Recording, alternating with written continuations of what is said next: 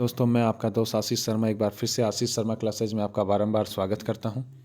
इस बार हम कक्षा 8 प्रखर हिंदी कार्य पुस्तिका उसके आकलन 12 और 13 का अध्ययन करेंगे। तो हम देखते हैं।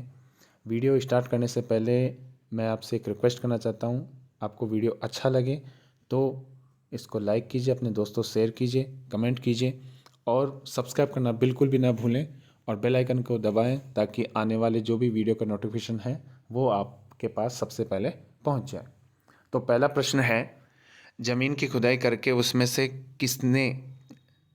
से निकलने वाली चीज़ों का अध्ययन कहलाता है। तो इसमें 6 नंबर का ऑप्शन है पुरातत्व शास्त्र। इसी प्रकार दूसरा प्रश्न है, पंछियों को सबसे ज़्यादा प्रिय है। तो इसमें पहले नंबर का ऑप्शन है अपनी आज़ादी। इसी प्रकार तीसरा प्रश्न है, रचना के आधार पर वाक्य के भेद बताइए। मैं पूर्व में वीडियो में भी बता चुका हूँ। रचना के आधार पर वाक्यों के 3 भेद होते हैं। पहला होता है सरल वाक्य या साधारण वाक्य, दूसरा होता है संयुक्त वाक्य और तीसरा होता है मिश्रित वाक्य। तो इसमें तीसरा नंबर का ऑप्शन है 3, ये आपका सही आंसर हो जाएगा। इसी प्रकार चौथा प्रश्न है, हम पंछी उन्मुक्त गगन के कविता के लेखक हैं। आपके पाठ में है, जो हिंदी की पाठ्य पुस्तक है उसके इस पाठ के लेखक हैं शिवमंगल सुमन। इसी प्रकार पांचवा प्रश्न है, निम्नलिखित मुहावरों का अर्थ लिखते हुए वाक्यों में प्रयोग कीजिए। ईद का चांद होना। अब ईद का चांद होना इस मुहावरे का अर्थ है बहुत दिनों बाद मुलाकात, अर्थात बहुत दिनों बाद में मिलना। तो इसका हमने प्रयोग किया है, अरे राजू तो ईद का चांद हो गया है, कभी दिखाई ही नहीं देता है। इसी प्रकार ख है चिकना घड़ा होना। तो इस मुहावरे का अर्थ है किसी भी बात का कोई असर न होना। तो इसमें हमने प्रयोग किया है, यह लड़का तो चिकना घड़ा हो गया है, इस पर किसी के कहने का कुछ भी असर नहीं होता है। छठा प्रश्न है, निम्नलिखित शब्दों का शुद्ध रूप लिखिए। अब इसमें रूप में जो है वो ऊ की मात्रा छोटी लगी हुई है, जबकि रूप में ऊ की मात्रा गांठ देकर के बड़ी लगती है। तो इसमें रूप हो जाएगा। इसी प्रकार ख है चांद। अब इस चांद में बिंदु ही नहीं लगती, अनुस्वार बिंदु नहीं लगती, एक चंद्र बिंदु जो होती है वो यहाँ पे लगते हैं, जो हमने शुद्ध करके यहाँ पे लिखा है, तो चांद हो गया। इसी प्रकार मूल्य में जो है वो ऊ की मात्रा जो है वो बड़ी आती है, तो यहाँ पे मूल्य हमने बड़ा किया तो मूल्य होगा उसका। पौधा है, ये पौधा नहीं होता, पौधा होता है, तो इसमें औ की मात्रा बड़ी आ जाएगी और इस प्रकार शुद्धिकरण इसका हो जाएगा पौधा। देखिए, मैं आपको फिर से कह रहा हूँ, वीडियो जो है वो आपको लास्ट तक देखना है। अगर लास्ट तक वीडियो नहीं देखते हैं तो कुछ भी समझ में नहीं आएगा। आधा अधूरा काम हमेशा हानिकारक होता है। आपको वीडियो अच्छा लगे तो इसको लाइक और शेयर करना ना भूलें, कमेंट करना ना भूलें और सब्सक्राइब करना बिल्कुल भी ना भूलें। सातवां प्रश्न है, निम्नलिखित शब्दों में से उपसर्ग अलग करके लिखिए। मैं आपको बता देता हूँ, उपसर्ग वो होते हैं जो शब्द या धातु के पूर्व में लगकर उसके अर्थ में परिवर्तन करते हैं, उसे शब्द उपसर्ग कहा जाता है। और जो शब्द या धातु के अंत में जुड़ करके और अर्थ में परिवर्तन करते हैं उन्हें प्रत्यय कहा जाता है। तो यहाँ पर उपसर्गों की बात हो रही है, तो देखिए विदेश है तो इसमें उपसर्ग हो जाएगा वी।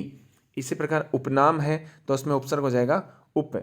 इसी प्रकार निर्बल है तो इसमें उपसर्ग हो जाएगा निर। ध्यान रखिएगा, ये जो निर है वो इस प्रकार आधा रहेगा, इस प्रकार आधा रहेगा, इस प्रकार ये निर्बल हो जाएगा। आगे है घ है अकाल, तो इसमें ए उपसर्ग हो जाएगा। इसी प्रकार देखिए, आप अपने पिताजी को पत्र लिख रहे हैं, लिखते समय समापन संबोधन में आप क्या लिखेंगे? तो इसमें लिखेंगे आपका पुत्र। आप यहाँ पे ये भी लिख सकते हैं आपका प्रिय पुत्र। ठीक है। 9वां प्रश्न है, आपने कई स्थानों पर बच्चों को काम करते देखा होगा, क्या बच्चों को रोजगार चलाने हेतु कार्य करना चाहिए? अपने तर्कपूर्ण विचार लिखिए। हमने लिखा है नहीं, बच्चों को रोजगार के लिए कार्य बिल्कुल भी नहीं करना चाहिए। उन्हें पढ़ने की उम्र में उन्हें विद्यालय जाना चाहिए, पढ़ाई करनी चाहिए, ताकि उनका शारीरिक और मानसिक विकास उचित हो सके। इसी प्रकार 10वां प्रश्न है, अपने पिताजी का जीवन परिचय लिखिए। हमने हमारे पिताजी का जीवन परिचय लिखा है। मेरे पिताजी का नाम श्री सुभाष चंद्र शर्मा है, वह 65 वर्ष के हैं। वे एक अध्यापक पद से सेवानिवृत्त हुए हैं। उन्होंने हिंदी विषय में एमए कर रखी है। वह एक अच्छे व्यक्ति और खुश मिजाज इंसान हैं। इस प्रकार हमने आकलन संख्या 12 का अध्ययन किया। अब हम देखते हैं आकलन संख्या 13। आकलन संख्या 13 में देखते हैं हम, एक निम्नलिखित गद्यांश को पढ़कर दिए गए प्रश्नों के उत्तर दीजिए। रविवार को तन्मय अपने गांव गया। तन्मय अपनी मां के साथ तांगे पर बैठ कर गया।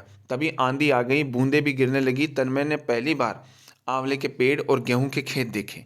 उसने 5 ऊंट भी देखे। वहाँ एक कुआं भी था। तभी कुएं के पास की झाड़ियों में से एक सांप निकला।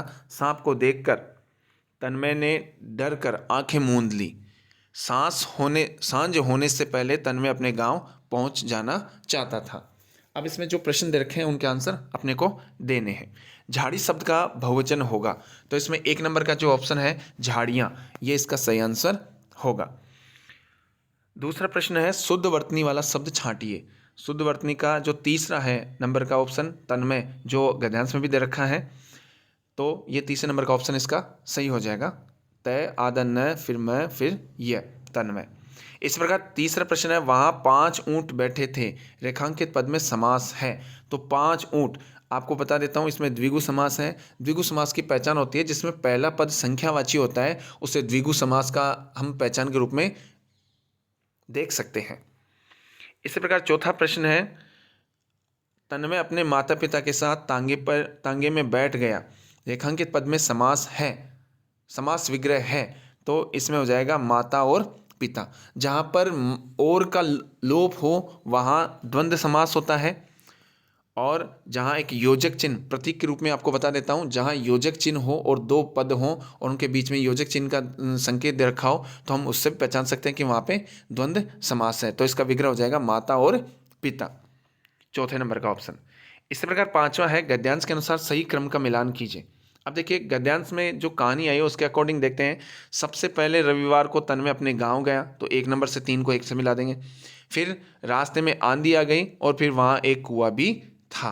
इस प्रकार हमने इसको मिलान किया है। छठा प्रश्न है उक्त गद्यांश में से 2 प्रश्न बनाए। हमने 2 प्रश्न बनाया। तन्मय किसके साथ गाँव गया। ध्यान रखिएगा प्रश्न बनाते हैं तो अंत में प्रश्नवाचक चिन्ह लगना अत्यंत आवश्यक हो जाता है। तो तन्मय किसके साथ गया। इसी प्रकार दूसरा है तन्मय ने आंखें क्यों बंद कर ली या क्यों मूंद ली। मूंद लेना और बंद कर लेना बात एक ही है। इस प्रकार हमने 2 प्रश्न बना दिए हैं। 7वां प्रश्न है आपके द्वारा की गई बस या रेलगाड़ी की यात्रा का वर्णन अपने शब्दों में लिखिए। हमने अपने शब्दों में, आप अपने विचार लिख सकते हैं, पर हमने अपने शब्द जो लिखे हैं वो इस प्रकार हैं।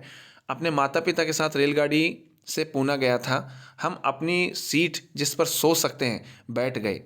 रास्ते में ट्रेन में अंदर ही खाने पीने की चीज़ें बेचने आ रहे थे। ये हमने अपने विचार लिखे हैं। 8वां प्रश्न है सांझ होने से पहले तन्मय अपने गांव पहुंचना चाहता था, उसके साथ आगे क्या हुआ होगा अपने अनुभव के आधार पर लिखिए। अब इसमें अपने अनुभव के आधार पर हमने लिखा है सांप के चले जाने पर वह आंधी रुकने पर पुनः रवाना हो गए होंगे और सांझ होने से पहले पहुंच गए होंगे। ये अपने विचार हैं। आगे देखते हैं 9वां प्रश्न। यदि आपको लंबी दूरी की यात्रा करनी हो तो आप किन यातायात साधनों का उपयोग करेंगे। तो इसमें देखिए जैसे रेलगाड़ी से, हवाई जहाज से, बस से और जहाज से। ये आकलन संख्या 13 का हमने अध्ययन किया। मैं उम्मीद करता हूँ कि आपको वीडियो बहुत ही अच्छा लगा होगा। अगर वीडियो बहुत अच्छा लगा हो तो वीडियो को लाइक कीजिए, कमेंट कीजिए, शेयर कीजिए अपने दोस्तों से, और सब्सक्राइब करना बिल्कुल भी ना भूलें। हम अगले वीडियो में फिर से मिलेंगे, तब तक के लिए हमें इजाज़त दीजिए। जय हिंद, जय भारत।